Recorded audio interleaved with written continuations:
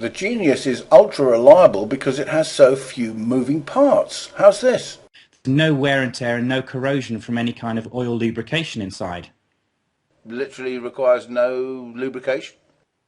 Absolutely, everything's running on an air bearing system, so it's there's no rubbing, there's no corrosion, and hence therefore we can actually offer an extremely long operational lifetime. But well, I mean, this obviously is of great interest to pretty much everybody, you know, that needs any form of power that is off any form of conventional grid. And of course, many grids in many countries are not very reliable. But, you know, secondly, of course, it's a question of power and cost. Now, you say you can use any type of fuel. Give us some examples. We can use natural gas. We can use wood pellets for very high efficiency and good environmental usage. We can use things like olive husks, coconut shells, wood chips. Like I said, pretty much anything that will burn. Right. So, I mean, so effectively, you can go pretty much anywhere in the world and use whatever local fuel is actually available to power this engine up. Now, that's all very well and good, but, you know, what about the actual output power? I mean, if this thing will just turn on a couple of light bulbs, then it's, you know, still in the infancy, so to speak. But yours is a very mature technology because, as I'm given to understand it, it will actually produce 5 kilowatts worth of power. That's an incredibly large amount of power.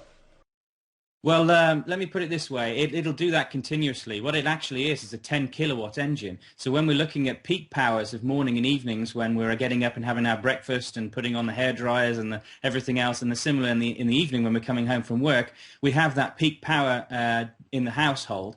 And of course, what we've done is we have our own power generator and power inverter, which quite simply limit and actually reaches those peaks, so we can go up to 10 kilowatts for certain periods of time, but guarantee that continuous output of 5 kilowatts of electrical power. And that's not forgetting, of course, that not only do we have the continuous 5 kilowatts of power coming out, there's a continuous of thermal energy as well that's coming out that actually plugs into your hot water boiler. So this is what we call a CHP unit, combined heat and power. So now we've got more than enough electricity coming into your household and more than enough of thermal power plugged into your hot water boiler. So now all we've got to worry about is filling it up with fuel to get that electricity and heat that we all need in our homes. And you're saying that this technology is available for effectively, as I'm given to understand it, less than $10,000, and effectively you can use this device to heat a water heater, run your whole household, and then have plenty to spare to put back onto the grid.